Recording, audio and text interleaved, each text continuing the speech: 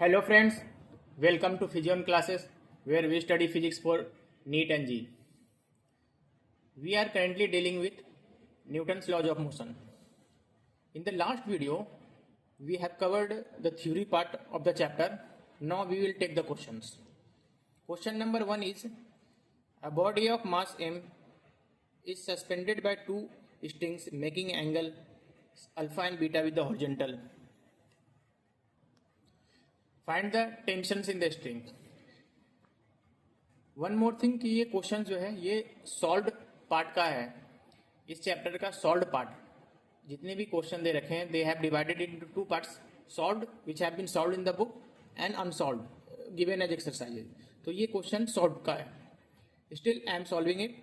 तो क्वेश्चन ये है कि एक बॉडी है mass M which is suspended by two strings making angle alpha and beta with the horizontal. Find the tensions in the string. ठीक. तो एक ये मास है,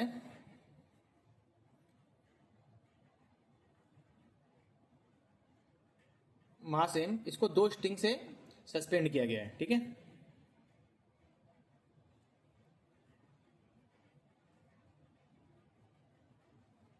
ओके.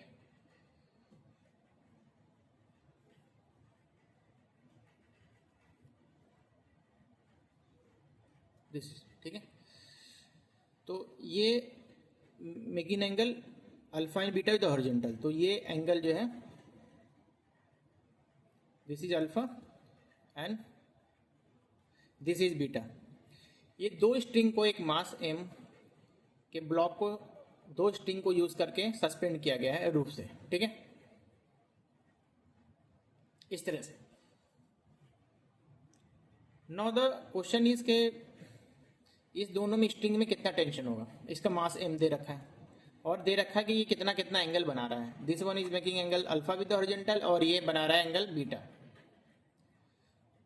तो सबसे पहले ये एक जितना भी फोर्स लग रहा है इसमें इस बॉडी में उसको हम लोग नोट डाउन करेंगे. पहला फोर्स इस डायरेक्शन में लगेगा, that is m g, force of gravity. ये टेंशन स्ट्रिंग में जो टेंशन आएगा दैट इज टी, वो इस डायरेक्शन में लगेगा इस ब्लॉक पे और इस स्ट्रिंग की वजह से इस डायरेक्शन में लगेगा. तो इसको हम लोग T1 मान लेते हैं, इसको T2 मान लेते हैं. ठीक है. ओके. तो इस T का एक कंपोनेंट इधर होगा T1 cos अल्फा और इसका एक कंपोनेंट इधर होगा T1 sin अल्फा. सिमिलरली जो T2 है इसका एक कंपोनेंट इस डायरेक्शन में होगा T2 cos बीटा और इस डायरेक्शन में होगा T2 sin बीटा. ठीक है. तो from the book now we make a free body diagram of this system. इसको में हम लोग ब्लॉक को हम लोगों ने सिस्टम के तौर पे लिया है और बाकी इस पे फोर्स लग रहा है, एक ग्रेविटेशनल फोर्स और एक दोनों स्ट्रिंग टेंशन लगा रहा है. ठीक है. तो इसको हम लोग फ्री बॉडी डायग्राम बनाते हैं. दिस इज इस डायरेक्शन में है T1 cos अल्फा, इस डायरेक्शन में है T2 cos बीटा, इस डायरेक्शन में है mg और इस डायरेक्शन में दो फोर्स है, एक है T1 sin अल्फा और एक है T2 sin बीटा. ठीक है.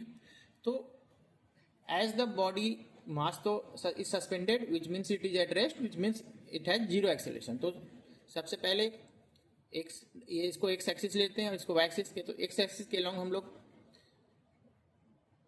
मोशन को देखते हैं which means T1 cos alpha is equal to T2 cos alpha cos beta. ठीक है. ये इक्वेशन 1 हो गया. नाउ चूंकि एक्सेलरेशन इस डायरेक्शन में वाई एक्सिस के लॉन्ग भी जीरो है which means T1 sin alpha plus T2 sin beta is equal to mg. ठीक है. नो यहाँ से हम लोग T1 का वैल्यू यहाँ पे पुट ले लेते हैं, तो T1 यहाँ से वैल्यू कितना आएगा, T1 देखो T1 इज इक्वल टू यहाँ के वैल्यू से आएगा T2 cos beta upon cos alpha, ये तो आएगा। तो ये T1, ये वैल्यू T1 का यहाँ पे लिख देते हैं, तो पूरा इक्वेशन T2 के फॉर्म में आ जाएगा, T2 cos beta upon cos alpha into sine alpha plus T2 sine beta is equal to mg। ठीक है, तो यहाँ पे क्या करो, पूरे को कॉस अल्फा से मल्टीप्लाई कर दो, यहाँ पे भी और यहाँ पे भी, तो ये हो जाएगा T2 cos beta into sine alpha plus T2 sine beta into cos alpha is equal to mg cos alpha. यहाँ पे हम लोगों ने इस साइड भी कॉस अल्फा से मल्टीप्लाई कर दिया, इस साइड भी मल्टीप्लाई कर दिया। अगर हम लोग एलसीएम लेते हैं तो भी बात सेम ही आता। ठीक है, now we take T2 as common, तो ये हो गया sine alpha cos beta plus cos alpha sine beta is equal to mg cos alpha. तो T2 इज इक्वल टू ये mg कॉस अल्फा अपॉन ये sine A sine B plus cos A cos B, क्या होता है sign ए plus B, तो ये हो गया sine A alpha plus beta. ठीक है, so this is T2। Similarly we will solve for T1। T1 के लिए हम लोग क्या करेंगे, यहाँ से हम लोग T1 का वैल्यू निकालेंगे। T1 is equal to T2 cos beta upon cos alpha, तो यहाँ पे हम लोग T2 का वैल्यू T1 के फॉर्म में लिख देंगे और then we will have value of T1। फिर से हम लोग इक्वेशन लिखते हैं। पहला इक्वेशन है T1 cos alpha is equal to T2 cos beta, this is equation 1। तो यहाँ से हम लोग T1 लिख लेते हैं, T1 is equal to T2 cos beta upon cos alpha. और second equation we have T1 sine alpha plus T2 sine beta is equal to mg। तो यहाँ पे T1 के जगह में ये हम लोग ने लिखा था, तो T2 का वैल्यू आ गया था। नाउ हम लोग यहाँ से T2 का वैल्यू निकालेंगे। ठीक है, इस इक्वेशन से T2 is equal to T1 cos alpha upon cos beta.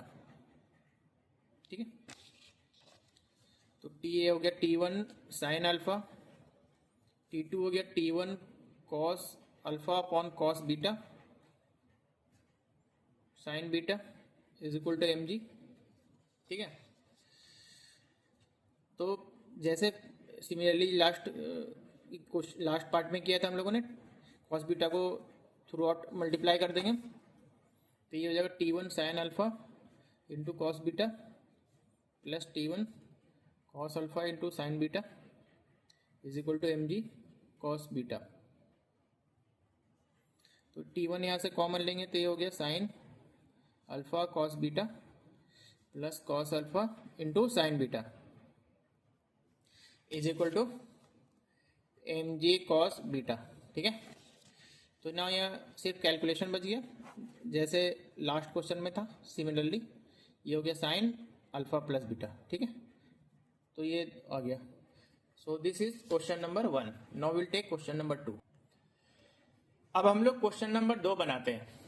To bodies of masses m1 m2 are connected by light string going over a smooth light pulley at the end of an incline. The mass m1 lies on the incline and m2 hangs vertically. The system is at rest. Find the angle of the incline and the force exerted by the incline on the body of the mass. तो question ये है कि एक diagram दे रखा है जिसमें m1 मास incline पे है और m2 मास इस तरह से वर्टिकली है। ठीक है, और ये फ्रीली सस्पेंडेड एक पुली है, मासलेस है, और स्ट्रिंग भी मासलेस है। ठीक है, और ये सरफेस फ्रिक्शनलेस है, और the system is at rest, यानी ये न इधर जा रहा है, ये न इधर आ रहा है। ठीक है, तो क्वेश्चन ये कि जो ये इंक्लाइन का एंगल है, ये थीटा, ये कितना है, और find the angle of the incline, the force exerted by the incline on the body of mass m1, ये इस पे कितना फोर्स लगा रहा है। ठीक है, तो हम लोग सबसे पहले तो जितना ये एक सिस्टम है, इसको m2, इस पे एक m2 लगेगा, ठीक है। M2G लगेगा ये फोर्स, और इस पे ये टेंशन स्ट्रिंग, इस पे टेंशन लगाएगा ये T, मान लेते हैं इसको T। यही टेंशन इधर भी लगेगा तो यहाँ पे भी T लगेगा। नाउ इस पे कौन कौन से फोर्स लगेंगे और देखते हैं। ये M1 इस डायरेक्शन में लगेगा M1G, ठीक है, ये हो गया ओके। और एक और फोर्स लगेगा विच इज इस मास M1 पे, which is the force exerted by the incline on the body of mass M1, इसको हम लोग N कहते हैं, ठीक है, नॉर्मल फोर्स।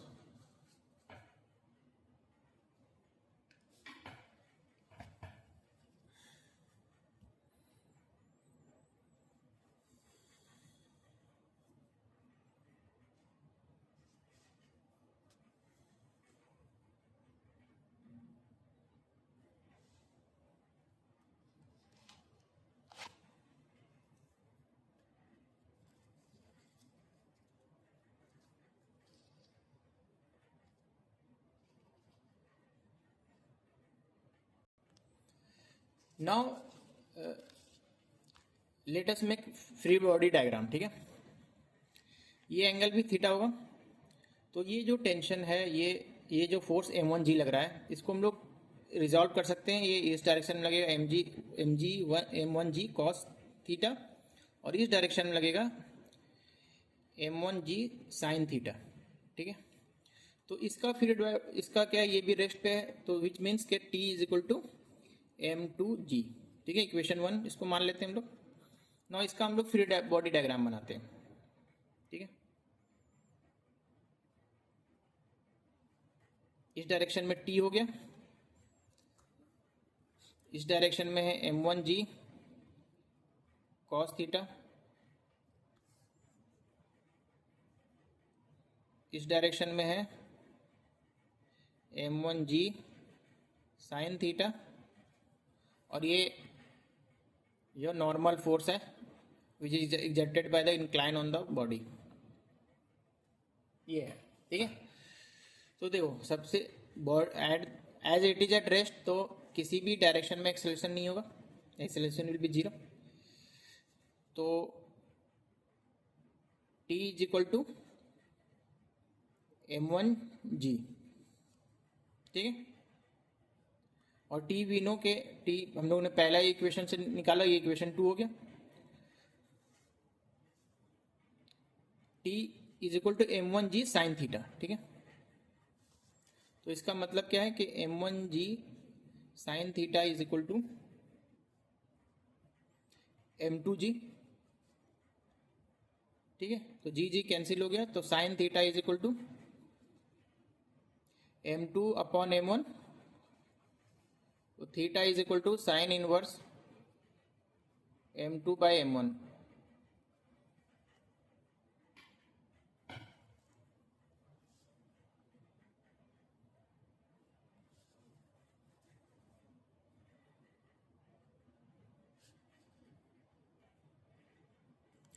तो ये आंसर हो गया पहले पार्ट का, कि find the angle of the incline and the force, find the angle of incline. तो ये तो एंगल ऑफ इंक्लाइन निकल गया। ना force exerted by the incline on the body of the मास, वो क्या है वो हम लोग देखते हैं। तो ये सेकंड पार्ट देखते हैं कि अपवर्ड डायरेक्शन, इस डायरेक्शन में भी कोई मोशन नहीं है, कोई एक्सेलरेशन नहीं, इसका मतलब है कि n इज इक्वल टू ये M1G कॉस थीटा, ठीक है। अब कॉस थीटा यहां से हम लोगों ने निकाल लिया, sine theta is equal to M2 by M1। तो कॉस थीटा कितना हो गया, cos theta will be root under M1 square minus M2 square upon M1, ये होगा, ठीक है। तो ये हो गया M1 is equal to M1G cos theta which is root under M1 square minus M2 square upon M1, ठीक है। तो ये आंसर हो गया। This is the force that incline will exert on the mass M1, ठीक है। तो ये क्वेश्चन बन गया। फिर से रिवाइंड करते हैं इस क्वेश्चन को। एक बॉडी मास M1 है और M2 है, दोनों इस तरह से इंक्लाइन पे है और दोनों रेस्ट पे हैं। क्वेश्चन ये है कि एंगल ऑफ इंक्लाइन कितना है और ये इंक्लाइन इस मास पे कितना फोर्स लगा रहा है। तो हम लोगों ने ये चूँकि रेस्ट पे है तो T is equal to m2g, और ये पे भी रेस्ट पे है तो m1g जो हमने इधर लिया इसको दो कंपोनेंट ले लिया, अलॉन्ग दिस डायरेक्शन। तो नॉर्म ये T is equal to m1g sine theta, यहाँ से हम लोगों ने थीटा निकाल लिया, और n is equal to m1g cos theta, यहाँ पे कॉस थीटा का वैल्यू पुट कर दिया, ये आंसर आ गया। ठीक है, now we take next question. Question number 3 हम लोगों ने सिमिलर क्वेश्चन लास्ट चैप्टर में बनाया है, तो और वो ऐसे भी सॉल्व में है और it is very easy question, तो उसको मैं स्किप कर रहा हूँ। Now we take question number 4। The force on a particle of mass 10 gram is 10I + 5j। ये वेक्टर के फॉर्म में दे रखा है, इतना newton. If it starts from rest what would be its position at time t is equal to 5 second. ठीक है, तो सबसे पहले कि ये फोर्स दे रखा है 10I + 5j, इतना न्यूटन, और मास कितना है 10 ग्राम, which is equal to 10⁻⁻2 kg।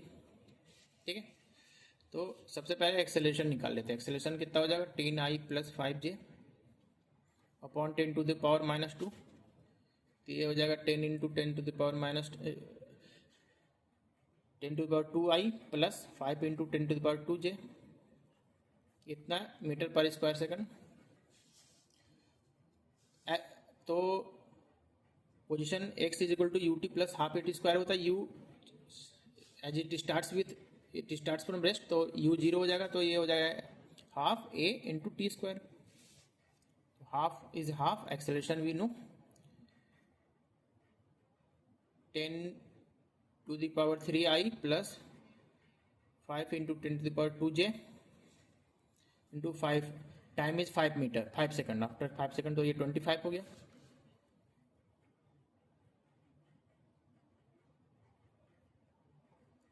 तो ये हो गया 12.5 × 10⁻³ + 5 × 10⁻2j। ठीक है, तो ये हो गया 12,500I +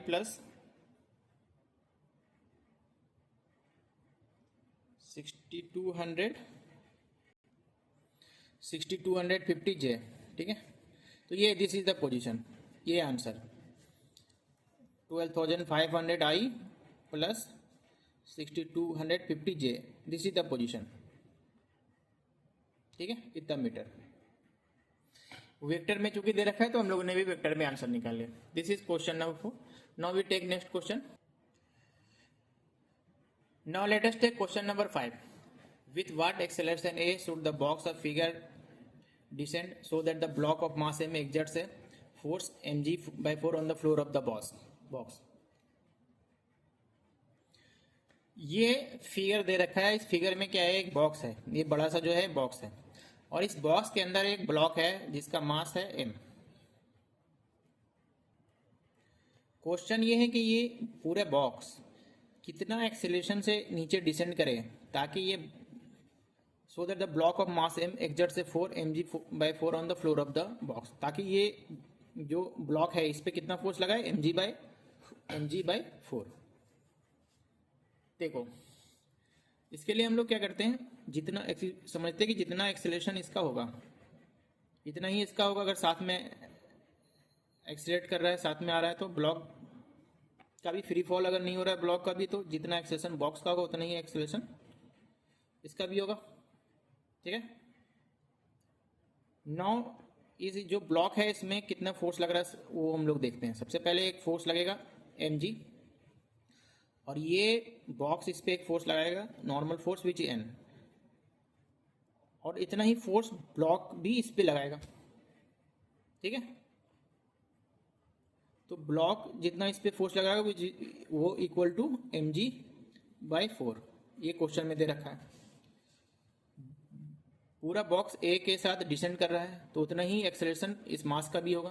तो now we can easily write free body diagram. पहले बना लेता हूँ। ये इधर mg लगेगा और ये ऊपर लगेगा n which is equal to mg/4। और इसका एक्सेलरेशन है इस डायरेक्शन में ए, तो हो जाएगा क्या, M G minus M G by 4 is equal to M A. तो एक्सेलरेशन इज इक्वल टू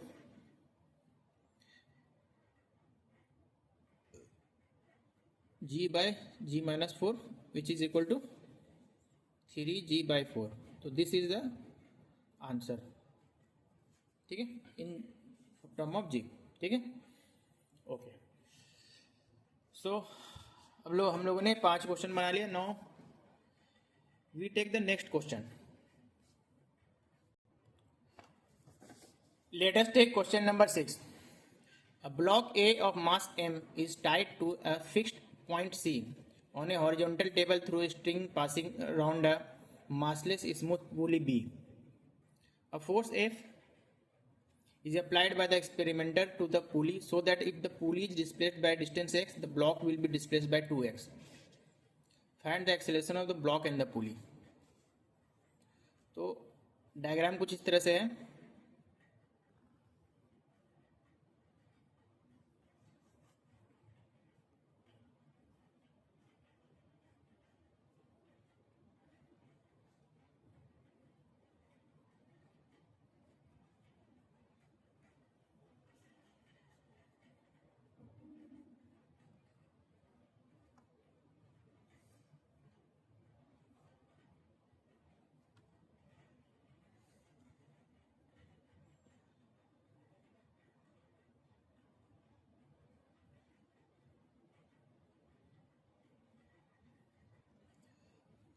ये फिगर है, इसमें एक मास m है, ठीक है, और इसको इस तरह से फिक्स किया गया है। ये एक फिक्स पार्ट है और इस ये स्ट्रिंग से इसको बांधा गया है। ये पार्ट डिस्प्लेस नहीं होगा, ब्लॉक कैन बी डिस्प्लेस, ठीक है। और ये पुली इस तरह से है और इसको यहाँ पे फोर्स एक आदमी इस तरह से लगा रहा है। तो ये इधर जब मूव करेगा तो ये पुली तो इधर मूव करेगा, ये मास तो मूव करेगा, लेकिन ये पॉइंट यहाँ से मूव नहीं करेगा। अब क्वेश्चन ये है कि पहला पार्ट ये है, so that if the pulley displaced by distance X, pulley यहाँ से यहाँ तक आ गया, ठीक है, थोड़ा सा डिस्टेंस एक्स से डिस्प्लेस हो गया, तो ये block will be displace bye 2x, ये शो करना है, ठीक है। ये इतना दुगुना डिस्प्लेसमेंट होगा। अब हम लोग क्या करते हैं, इसको बनाने की कोशिश करते हैं अलग तरीके से। ये एक सी पॉइंट है अगर, और ये यहाँ से यहाँ है, ठीक है, और ये एक पॉइंट लेते हैं हम लोग, पॉइंट ए। ये यहाँ पे पॉइंट सी है सपोज, और ये पॉइंट बी होगा, ठीक है, और ये पॉइंट ए है। तो C B plus B A is equal to पूरा लेंथ ऑफ स्ट्रिंग होगा एल। अब ये जब यहाँ से इस पॉइंट पे डिस्प्लेस हो जाएगा, बी डैश पॉइंट पे आ जाएगा, पुली जब इधर आएगा तो, ठीक है, तो हम लोग बनाने की कोशिश करते हैं। ये तो फिक्स ही रहेगा सी, ये बी के जगह में बी डैश पे आ जाएगा, ठीक है, और ये ए के जगह में यहाँ से घट के इधर कहीं आ जाएगा, ए डैश पे आ जाएगा। तो लेकिन लेंथ तो टोटल सेम ही रहेगा। तो अब हम लोग लिखने की कोशिश करते हैं कि लेंथ क्या है, सी और ये बी जो पहले जहाँ पे कहीं होगा, C B plus B B dash, और ये प्लस ये ए डैश आ गया, हाँ ये ए डैश है, और ये कहीं पे ये ए होगा, ठीक है, plus B dash A dash plus नहीं, नया जो लेंथ बनेगा वो बनेगा C B plus B B dash plus B dash, हाँ B dash B plus B A dash, ठीक है। ये भी लेंथ के बराबर हो गया। अब दोनों को हम लोग इक्वेट कर लेंगे तो आंसर आ जाएगा, C B plus B A is equal to C B plus 2b B dash, ये दोनों एक ही चीज़ है, प्लस बी ए डैश, ठीक है। ये कैंसिल हो गया। बी ए जो है B A can be written as, now ये बी ए यानी यहां से यहां तक it can be written as, जो नया पॉइंट बनेगा A dash plus A dash B, तो ये हो गया A dash plus A dash B is equal to 2 B dash plus B A dash. तो ये बी ए डैश और ए डैश बी और B A dash this is same, तो ये हो गया A dash is equal to 2 B dash, यानी इस पे जितना भी चेंज जाएगा उसका दुगुना चेंज इस पे आएगा। ठीक है, this is what they want to prove, और ये प्रूव हो गया। Okay, now we take next part of the question. Next part ये है कि find the acceleration of the block and the pulley. ये ब्लॉक और पुली में का एक्सेलरेशन कितना है ये देखना पड़ेगा। तो सबसे पहले ये तो फोर्स लग रहा है पुली पे, और कौन कौन सा फोर्स लग रहा है, ये एक T tension of the string, यहाँ पे T tension of the string, और ये ब्लॉक पे कौन कौन सा फोर्स लग रहा है, इस डायरेक्शन में mg लग रहा हो, और इस डायरेक्शन में एक n लग रहा है, और इस डायरेक्शन में तो एक्सेलरेशन हो रहा है, तो भी हम लोग को इससे लेना देना नहीं। इस डायरेक्शन में एक टेंशन ऑफ द पुली लग रहा है। ठीक है, ओके, तो हम लोग समझने की कोशिश करते हैं कि सबसे पहले तो कि ये मास पुली जो है, पुली को का इक्वेशन हम लोग पुली का फ्री बॉडी डायग्राम बनाते हैं। ठीक है, let us right all the एक फ्री डायग्राम, पुली का फ्री बॉडी डायग्राम हम लोग बनाते हैं। ठीक है, इस डायरेक्शन में एक फोर्स लग रहा है टी, इस डायरेक्शन में एक फोर्स लग रहा है टी, इस डायरेक्शन में एक फोर्स लग रहा है एफ, इस डायरेक्शन में भी एक लग रहा है टी, इस डायरेक्शन में एक और लग रहा है फोर्स दैट इज टी। ठीक है, तो we can write Newton second law of motion. लेकिन एक बात यहां पे नोट करना है कि पुली इज मासलेस। ठीक है, बस। तो इस डायरेक्शन में अगर एक्सेलरेशन कुछ हो भी रहा है मान लो, तो कोई प्रॉब्लम नहीं, F minus 2t is equal to massless 0 into A, तो ये 0 हो गया, तो t is equal to F by 2, ये हमारा एक इक्वेशन निकल गया। Tension in the string will be F by 2। ठीक है, तो acceleration of the mass m is equal to, यहाँ पे t है, इस पे कितना फोर्स लग रहा है, सिर्फ t लग रहा है इस डायरेक्शन में, और मास m है, तो हो गया f by 2m। This is the acceleration of the mass m।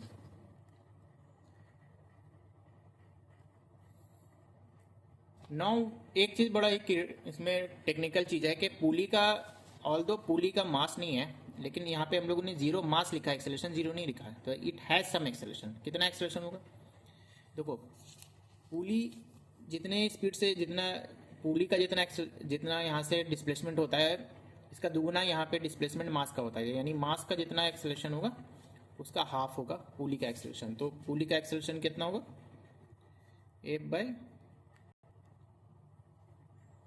f by 4m। ठीक है, so this is the answer.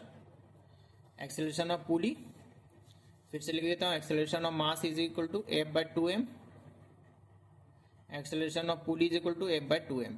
ठीक है, ओके ओके, ठीक है, so that's it. In the next video we will try to solve the remaining part of the solved question, और उसके बाद हम लोग ऑब्जेक्टिव क्वेश्चन लेंगे। Thank you very